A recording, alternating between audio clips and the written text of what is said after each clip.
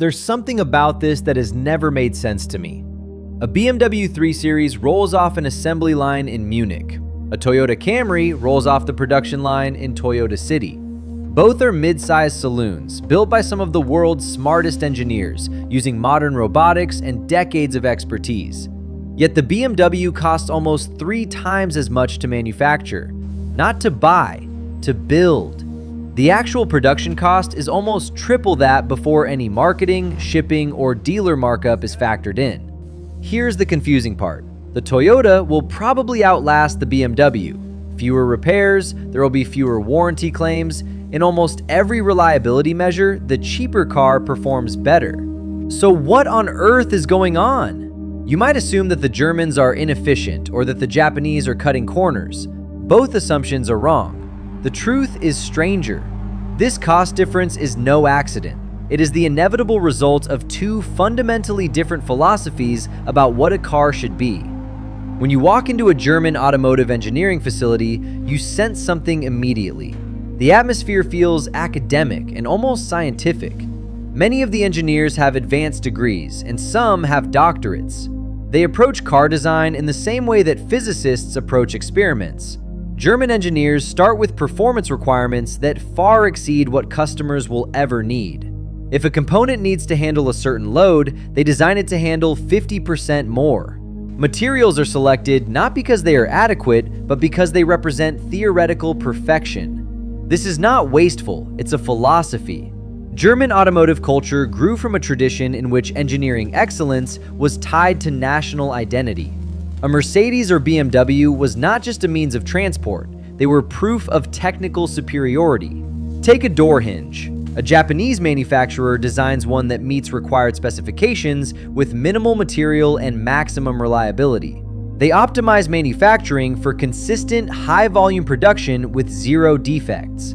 A German engineer builds a hinge that exceeds requirements by 50%.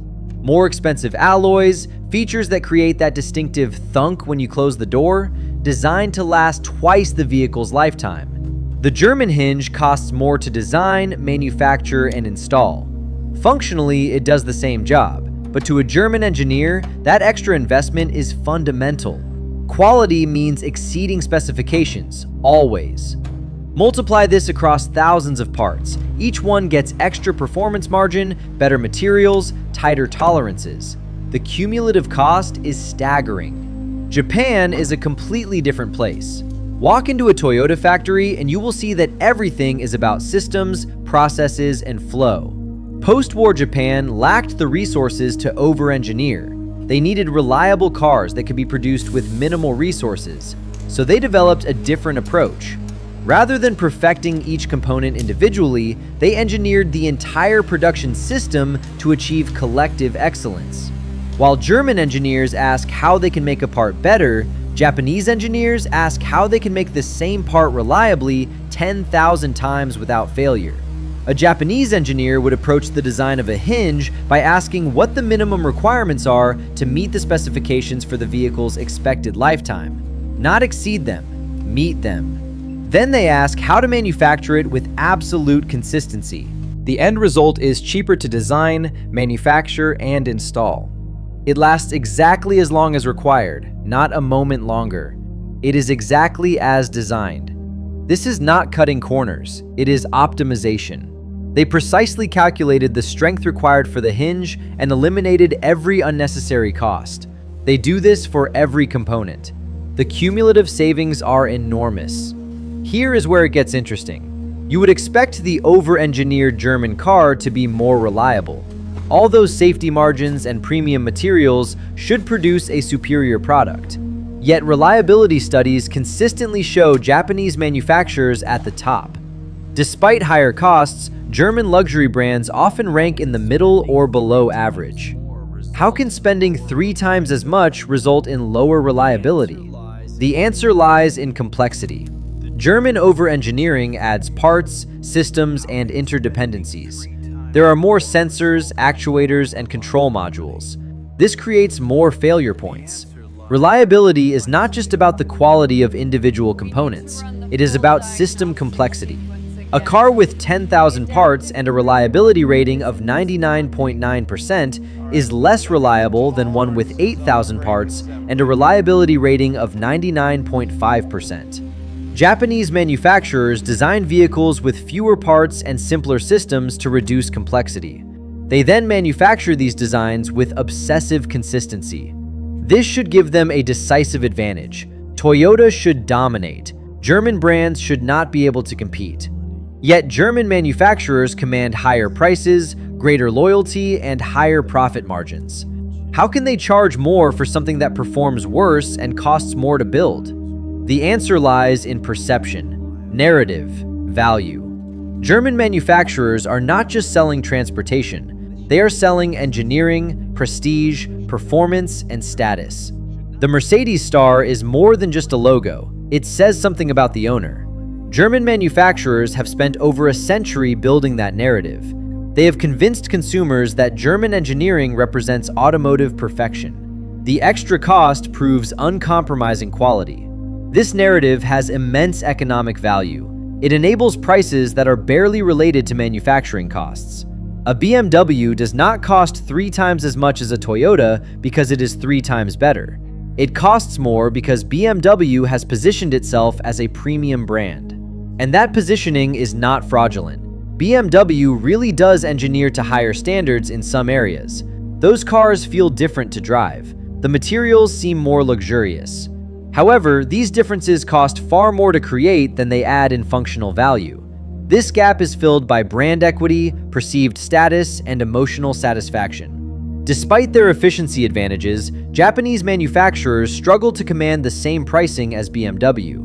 Even Lexus cannot charge the same prices as BMW for equivalent vehicles. Toyota builds cars efficiently. Warranty costs are lower. Production costs are lower. Objectively, there is higher satisfaction. However, they cannot make the same profit because they cannot charge the same prices. BMW spends 3 times as much, has higher warranty costs, and makes higher profits because they charge prices that exceed their costs by a larger margin. In capitalism, value is not created by building better products efficiently. It is created by controlling narratives, managing perceptions, and positioning for premium pricing. Think about research spending. German manufacturers invest heavily in technologies that produce marginal improvements that customers never notice. These incur development and manufacturing costs, but maintain the narrative of technological leadership. This justifies premium pricing. Japanese manufacturers invest in process improvements and manufacturing efficiency to optimize their supply chains. These innovations are invisible to customers, but have a significant impact on the bottom line. Toyota pioneered just-in-time manufacturing, continuous improvement, and mistake-proofing. They gain competitive advantages through better systems, not better products. In contrast, German manufacturers operate with higher costs and depend on premium volume for profitability, making them vulnerable to drops in luxury spending. Japanese manufacturers operate with lower costs and are profitable at mass market volumes. They are also more resilient and less dependent on brand narrative. Different strategies. They have different vulnerabilities. Neither is inherently superior. These philosophies represent different approaches to risk and uncertainty. German over-engineering manages uncertainty through excess capacity. If we do not know how customers will use a product, we build in safety margins. If we cannot predict the product's lifespan, we engineer it to exceed expectations. This minimizes failure risk and protects the company's reputation, but comes at an enormous cost. We engineer for edge cases that most people will never experience.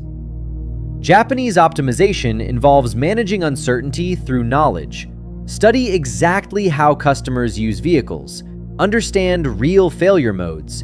Designed to meet known requirements with minimal excess. While this approach maximizes efficiency, it requires confidence in understanding needs and faith in manufacturing processes. There are different responses to uncertainty. Different costs, different outcomes. Neither is objectively correct. We want to believe that markets reward efficiency. that better products at lower costs will prevail, that competition drives us towards the best possible solutions. Reality is messier. Value is created through positioning as much as production, through narrative as much as engineering. German manufacturers spend 3 times as much building cars that are less reliable. The market rewards them because they have convinced people that their approach is worth paying for. Japanese manufacturers produce high-quality products efficiently.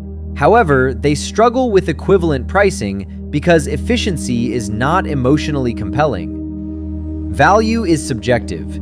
It is a relationship between what a product is, what it does, how much it costs, and what it means to the buyer.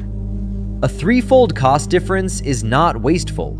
It is an investment in maintaining a narrative that allows for premium pricing. It is an investment in perceived value beyond functional value. And it works. This is because what we value extends beyond utility. We value what products signal and represent and how they make us feel.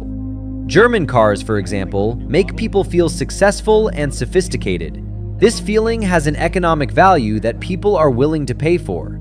Japanese cars make people feel practical, responsible, and smart about value.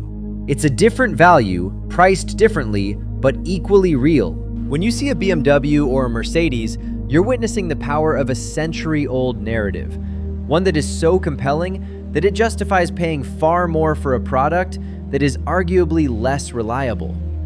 Toyota and Honda, on the other hand, represent a different philosophy: efficiency and reliability. While they serve customers better in practical terms, they lack the same emotional premium.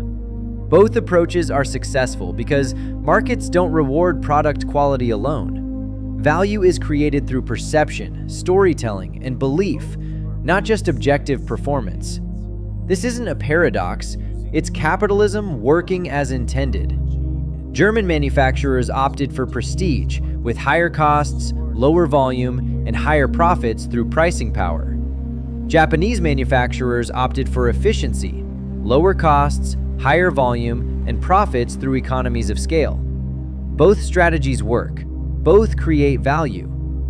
The real lesson is that there is no single correct answer, only different philosophies involving different trade-offs. The price difference is not a flaw to be fixed, but rather a feature of a system in which success can take many forms.